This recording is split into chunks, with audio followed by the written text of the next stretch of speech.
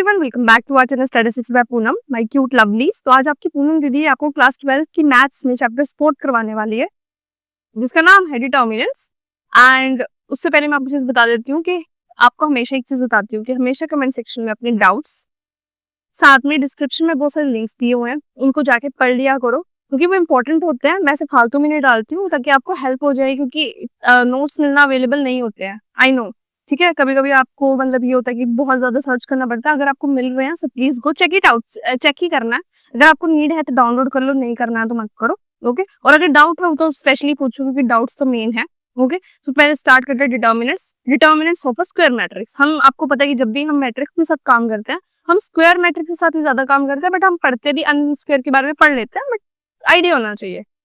Now determinant क्या है? Determinant is a special number associated with square matrix like 2 into 2 और 3 into 3। अब देखो 3 into 3 के अलावा भी है, 4 into 4 भी है, 5 into 5 भी है, बट हम मोस्टली 2 into 2 और 3 into 3 ही पढ़ते हैं। तो ये क्या है? ये क्या है? इसका स्पेशल नंबर है एसोसिएटेड विद स्क्वायर मैट्रिक्स। आपको पता है डिटर्मिनेंट क्या है? तो बच्चों को नहीं पता है तो क्या होता है, जब भी हमारे पास कोई स्क्वायर मैट्रिक्स होती है, चाहे वो 2 into 2 की हो या 3 into 3 की हो, तो उसका हम डिटर्मिनेंट निकालते हैं उसको ऐड करके। अब अगर मुझे 2 into 2 के लिए डिटर्मिनेंट निकालना है तो बहुत इजी है। ये आपके पास एग्जांपल दिया हुआ है कि अगर मुझे इसका डिटर्मिनेंट निकालना है, पहले मैं इन दोनों को मल्टीप्लाई करूंगा। ओके, करूंगी, सॉरी, मैं वीडियो के लिए पता नहीं क्यों अपना जेंडर चेंज कर रही हूँ। ओके, ना मतलब मैं पहले इसी को करना है। कुछ बच्चे क्या करेंगे, पहले इसको करेंगे ना, फिर माइनस इससे कर देंगे। नहीं, गलत है। हमेशा पहले इससे करेंगे, ओके, फिर उसके बाद इसको करेंगे और इन दोनों को माइनस कर देंगे, लाइक AD माइनस BC। अब इस चीज का मुझे एग्जांपल निकालना है डिटर्मिनेंट। आप डिटर्मिनेंट देखो ऐसे भी लिख सकते हो, आप डिटर्मिनेंट ऐसे भी लिख सकते हो, both are correct. Okay, determinant of मुझे इसका निकालना है, तो मैंने क्या किया, पहले आपको बताया कि मुझे ये निकालना है। ठीक है, जो हमेशा फर्स्ट वैल्यू होती है ना, हमारी फर्स्ट वैल्यू के साथ पहले जो वैल्यू निकालनी है, हमें उसको डायगोनल पहले मूव करूंगी। 4 into 1 4, okay, minus 3 into 2 is equal to 6 is equal to -2। तो मेरा डिटर्मिनेंट कितना आ गया? -2। अब हम करते हैं 3 मैट्रिक्स के लिए, थोड़ा डिफिकल्ट है, डिफिकल्ट भी नहीं कह सकते, बहुत इजी है, बट मैं करवाऊंगी तो इजी है। अगर आप खुद समझोगे नहीं तो नहीं आएगा। इसमें क्या होता है, आपको कोफैक्टर्स लेने होते हैं। ठीक है, तो कोफैक्टर्स क्या होते हैं, मैंने आपको ये चीज बताई है। अगर ये चीज नहीं किया ना, पहले इसको क्लियर कर लो भाई। ये चीज ना मैं आपको बार बार नहीं बता सकती। अब जैसे समझो ना, फॉर एग्जाम्पल मैंने यहाँ पर लिखा है ये वैल्यूज, ये इसका मतलब है कि कौन सा एलिमेंट किस पोजीशन पे है। तो ये एलिमेंट बता रहा है कि जो मेरा फर्स्ट एलिमेंट है A11, क्योंकि यहीं पे है, तो वो है फर्स्ट रो फर्स्ट कॉलम में, means first row first column में, सेकंड रो सेकंड कॉलम में, sorry second row first column में, थर्ड रो फर्स्ट कॉलम में। यही चीज हमें क्या बताता है, ये इसको हम वे कहते हैं रिप्रेजेंटिंग आवर मैट्रिक्स। हम मुझे डिटर्मिनेंट निकालना है। डिटर्मिनेंट क्या करेंगे, पहले 3 into 3 वाले में कह रही हूँ, 3 into 3 वाले मैट्रिक्स में आपको क्या करना है, सबसे पहले अपना फर्स्ट एलिमेंट ले लेना है A11 into C11। अब आप सोचो कि C11 क्या है, मैं पहले बता देती हूँ। C11 और कुछ नहीं है, C11 जो है वो इसकी मल्टीप्लीकेशन है। जो अभी आपने निकाला 2 into 2 के लिए, वो सिंपल आपने सेम ऐसे ही करना है, आपको कुछ डिफरेंट नहीं करना है, वो यही है। फिर आपको A12 निकालना है, C12 करना है, प्लस A13 C13 करना है, that's it.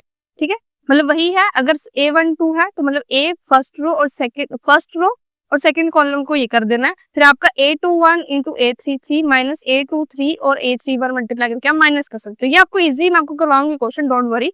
Where Cij is the cofactors. ठीक है, हम माइनस एंड कोवेक्टर्स लिखते हैं। हम कोवेक्टर्स और माइनस क्या होता है, तो पहली बात तो है माइनस होते हैं Mij, means determinant of 2 into 2 matrix formed by deleting ith row and jth column.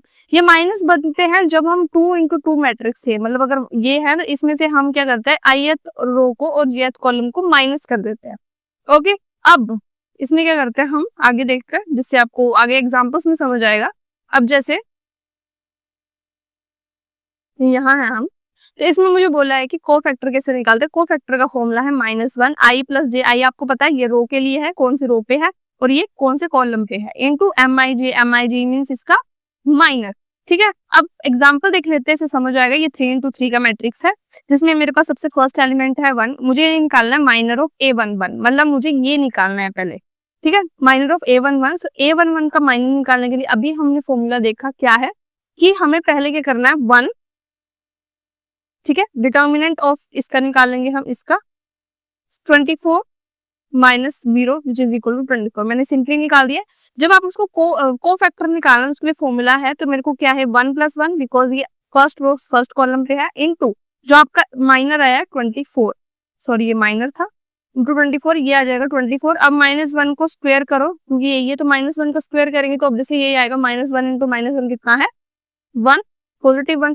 ठीक है, ऐसे ही आप क्या करते जाओगे, आप सभी का कोफैक्टर निकालते जाओगे। ये आपका आया कोफैक्टर ऑफ A11, इसे आप कोफैक्टर ऑफ A22 निकालोगे, A12 निकालोगे, A13 निकालोगे, इनको पुट कर दोगे। अब हमारा नेक्स्ट क्वेश्चन है वो है area of a triangle using determinant. ये बहुत इंपॉर्टेंट टॉपिक है क्योंकि ये कभी कभी क्वेश्चन आ जाता है। ठीक है, ये क्या है कि if A x1 y1 B x2 y2, ये इसके कोएफिशिएंट्स है, x3 y3 are 3 points, then area जो है उसका फॉर्मूला को दिया हुआ है डायरेक्ट कि 1/2 ये मोड है, बाहर वाला मोड है, और अंदर है मतलब डिटर्मिनेंट, सॉरी डबल मोड, इसको मैं आपको बाद में एक्सप्लेन करूंगा, अभी कंफ्यूज मत हो। x1 x2 x3 मतलब जो भी आपके पहले जो है x1 y1 1, अरे जो भी आपके जो कोएफिशिएंट है ना, सिंपल वे बताती हूँ, रुको, बहुत इजी अभी आया मेरे दिमाग में, पहले था तभी भूल गई थी। ठीक है, x1 y1 दिया, x2 y2 x3 y3 कुछ भी नहीं है, अगर आपको वैल्यू दी हो ना, आपको x1 y1 दिया है मतलब 2 और 3 दिया, उसके आगे 1 लगा दो। ठीक है, उसके बाद रुको जरा 2 मिनट, लाइट बंद हो गई थी। ठीक है, अब आपके पास x2 y2 था तो मैंने क्या किया, फॉर एग्जांपल ये मेरे पास, तो उससे आगे 1 लगा दो। x3 y3 फॉर एग्जांपल 7 8 था, मैंने आगे 1 लगा दिया, ये आपका बन गया एरिया ऑफ ट्राइंगल निकालने का, बहुत सिंपल वे में। ठीक है, आपने इसको बस ऐसे कर देना और 1/2 इसका है, मतलब जो भी इसका वो मोड आएगा उसको डिवाइड कर देना 1/2 से। एग्जांपल देख लेते हैं जिससे बहुत अच्छे से समझ आएगा, because examples are the easiest one. Okay, now इसमें क्या है, मेरे पास ये दिया हुआ है, अभी मैंने आपको बताया, ये मेरे को ऐसे पेंसिल से लिख लिया करो, सबसे इजी बात बता रही हूँ, पेंसिल से लिख लिया करो। x2 y2 x3 y3, देखो कितना इजी हो जाएगा। इसको लिखो 1 1 1 4 4 1 6 1 1, सीधा इसके नीचे नीचे लिखते जाओ, काम खत्म भाई तुम्हारा, इसके अलावा तुम कुछ करना ही नहीं है, एक्स्ट्रा करना ही नहीं। ठीक है, अब एरिया निकालना है, 1/2 फॉर्मूला निकाला, अब इसका मोड निकाल दो। अभी क्या बताया था, 1 लिखना है मल्टीप्लाई, फिर 4 इंटू 1 -1 इंटू 1, हो गया खत्म, ये वाला हमारा पार्ट खत्म हो गया।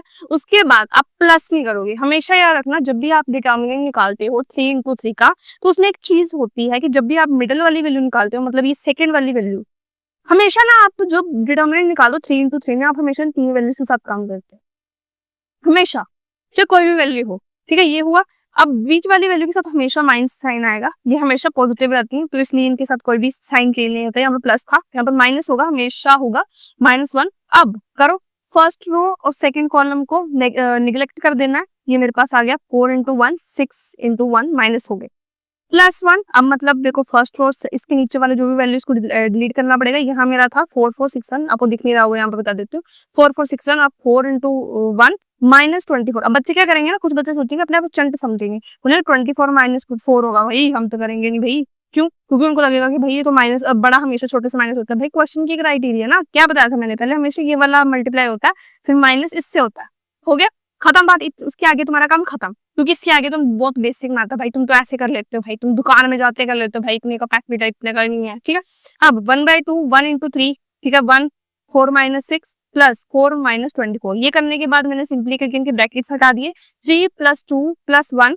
-20 अंदर ही रखा, सो दैट की मेरी इजी कैलकुलेशन हो। 1/2 3 + 2 -20 कर दिया, इनको मैंने ऐड कर दिया 5। अब आपको पता है कि जब भी आपके साथ किसी भी बड़े का साइन आपको दिख रहा है, स्पेशली सामने दिख रहा है कि माइनस है, तो माइनस लगेगा, -15/2। अब ये मोड का काम क्या था, क्या दिया था, मतलब मैंने कि जब भी आपके पास कोई माइनस वैल्यू आए, उसका क्या करते हो आप, उसको ऐड मतलब प्लस कर दो। हमेशा याद नहीं, मोड का साइन क्यों होता है, जब भी आपके पास नेगेटिव वैल्यू होती है उसको पॉजिटिव कर देती है, पर कुछ बच्चे क्या करेंगे, पॉजिटिव को नेगेटिव कर देंगे, नहीं, ये सिर्फ माइनस को ही होता है, जो गलत चीज है उसको ठीक कर दो, मतलब हमारे लाइफ में कुछ गलत हो रहा है उसको अच्छा कर दो भगवान, बस। ठीक है, ये मेरे पास आ गया 7.5 unit square. So this is how simple to find out the area of a triangle. आगे है हमारे पास बहुत अच्छा सा टॉपिक विच इज है adjoint of a matrix. Adjoint of a matrix क्या है, जो भी हमने पढ़ा था, take cofactors of each elements of matrix A, arrange them in a matrix, then the transpose of that cofactor matrix, that's adjoint ए।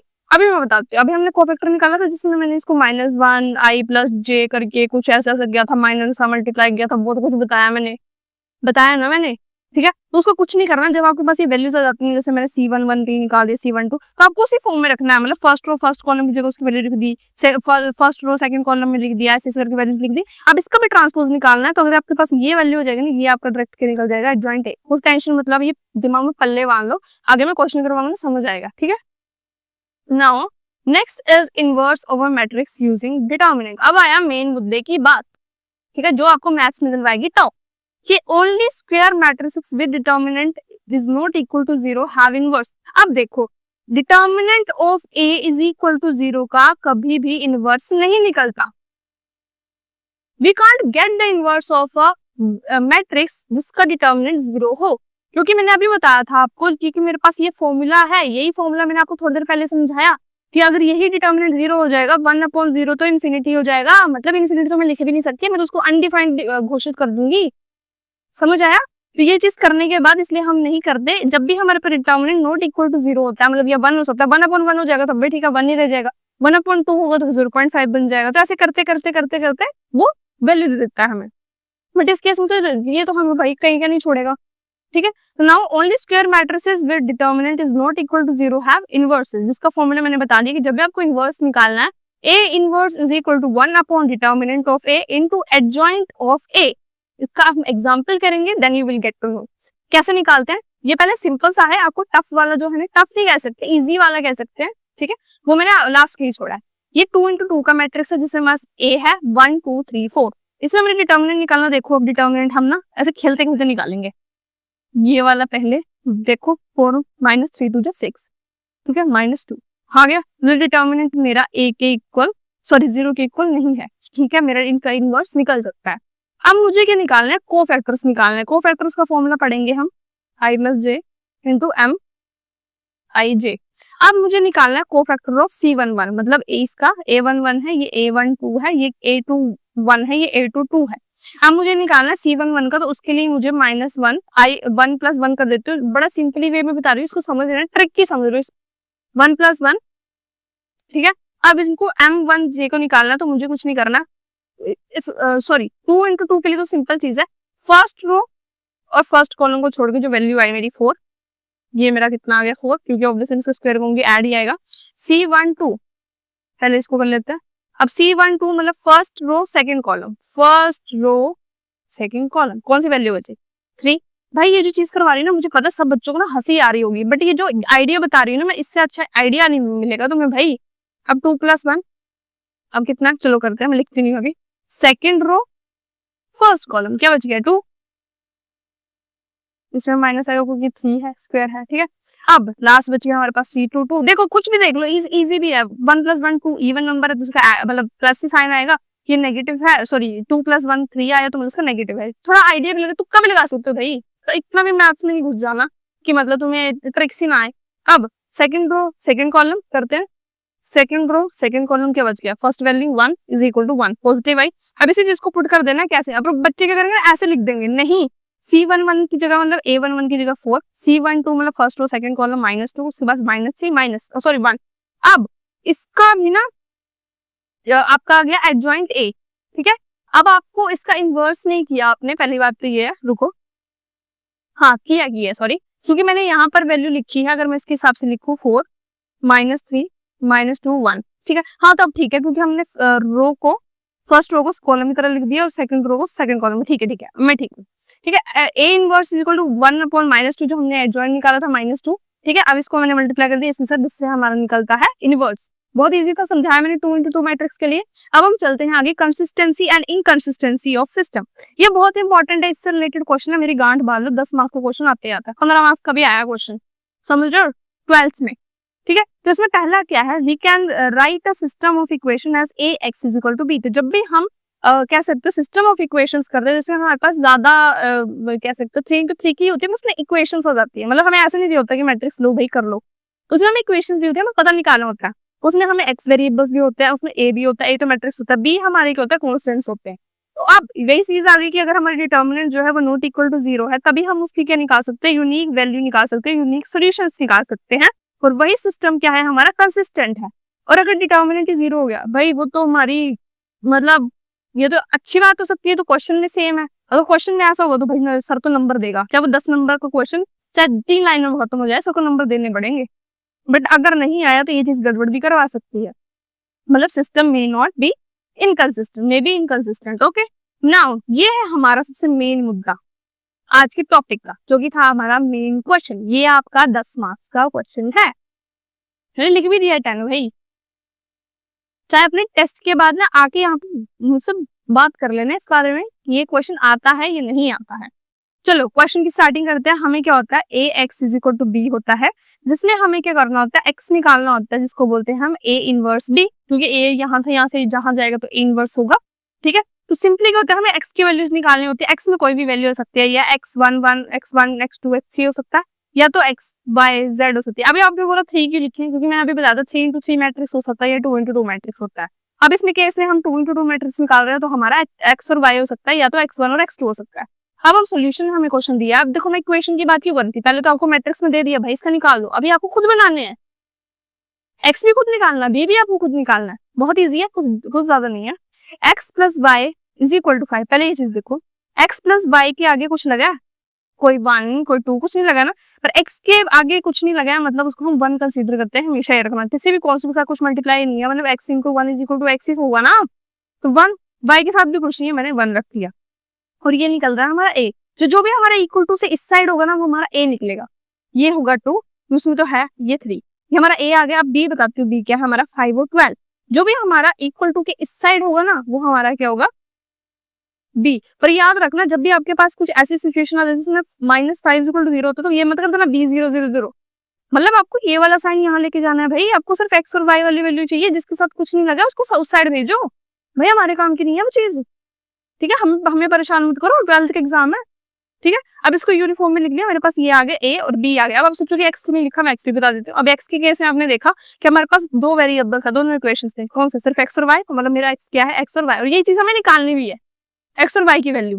तो ऐसे क्या होता है, हमें डिटर्मिनेंट निकालना है। पहले तो डिटर्मिनेंट सभी को पता है, डिटर्मिनेंट सिर्फ ए का निकलेगा, ये तो कांस्टेंट है, इसका लास्ट में काम आएगा। तो इसका निकालो पहले 3 into 1 -2, कितना आ गया हमारा 1। ठीक है, अब हमें क्या निकालना है, हमारे कोफैक्टर्स निकालना है, जो मैंने आपको बताया था। क्यों, क्योंकि A inverse is equal to 1 upon mod of A, adjoint of A तो तभी निकलेगा ना जब मेरे पास कोफैक्टर्स होंगे। अब अभी बताया था मैंने -1 1 + 1 into a1, ये कर लिया करो, ये जो चीज है ना, ये वाला स्टेप ये पहले करके कर लिया करो, ताकि ये जो चीज है ना बहुत सिंपल हो जाती है। C1 1 -1 इज पावर, अभी बताया था मैंने, ये जो 1 + 1 मतलब 2 दे रहा है, तो मतलब ये पॉजिटिव होगा, 2 + 1 3 3 मतलब ऑड नंबर है तो नेगेटिव, तो ऐसे कर लिया करो। ठीक है, सिंपल सी बात है। ये करने के बाद आपको क्या करना है, इनकी वैल्यूज निकालनी, ये तो आपको बहुत ईजी है, सिर्फ इसमें माइनस और प्लस का साइन निकालना है। मेन है आपका A11। ये तो देखो 3 into 3 वाले में तो मैंने बता दिया था कि ऐसे आप उंगली रख के कर देते हो। ठीक है, बट इस केस में आपका कुछ डिफरेंट है। ठीक है, क्या डिफरेंट है वो मैं बताती हूँ। ठीक है, तो डिफरेंट क्या है हमारा, कि मैंने क्या बताया था आपको कि A11 निकालना है। 3 into 3 के लिए तो मैंने बता दिया था कि आप ऐसे पहले 1 को करोगे, फिर दूसरी वैल्यूज को मल्टीप्लाई करोगे, फिर उसको लिखोगे। इस केस में ये 2 into 2 बहुत ईजी है। ठीक है, इस केस में क्या करना है, मैंने अभी बताया था A11 मतलब फर्स्ट रो फर्स्ट कॉलम, 3 आ गई वैल्यू, उसको मल्टीप्लाई करके आ गया। ऐसे ऐसे करते करते आपको सब निकालना है, बहुत इजीली लिखा है मैंने। एडजॉइंट ऑफ मैंने क्या बताया था, इनको वैल्यूज को सीधे सीधे लिखना है, मतलब C11 first row first column, C12 मतलब फर्स्ट रो सेकंड कॉलम, ऐसे ऐसे लिखते हैं। इसको ट्रांसपोज निकालना है पहले, ये नहीं कि इसको लिख दिया हो गया, इसका फिर से ट्रांसपोज निकलेगा, इसका ट्रांसपोज निकलेगा, ये आ गया। इसके बाद आपको करना है, इनको मल्टीप्लाई करना है आपके डिटर्मिनेंट के साथ। करने के बाद आपके पास ये वैल्यू आ जाएगी। ठीक है, इस वैल्यू को आपने फिर इस वाले फॉर्मूले में डालना है, x is equal to A inverse of B। A inverse आपका निकल चुका है, B है आपका, आपको मल्टीप्लाई करना है। देखो मल्टीप्लाई करना बहुत इजी है, first row column, first column क्योंकि एक ही कॉलम है, किया 3 5 15 -12, मतलब फर्स्ट वैल्यू फर्स्ट कॉलम की फर्स्ट वैल्यू के साथ, सेकंड सॉरी रो की सेकंड कॉलम के साथ, 15 -12 और -10 + 12, ये आपके पास कितना आ गया, x इज इक्वल टू 3 2। और अभी बताया था मैंने x और y के इक्वल है आपका, x तो कितना आ गया 3 और 2, मतलब x की वैल्यू 3 और y की वैल्यू 2। तो बहुत इजीली वे में मैंने आपको हर चीज बताई है। अगर फिर भी कोई डाउट है प्लीज कमेंट सेक्शन में पूछ लेना यार, मतलब भाई तुम मेरी जान ले लो। चलो ठीक है, बाय बाय।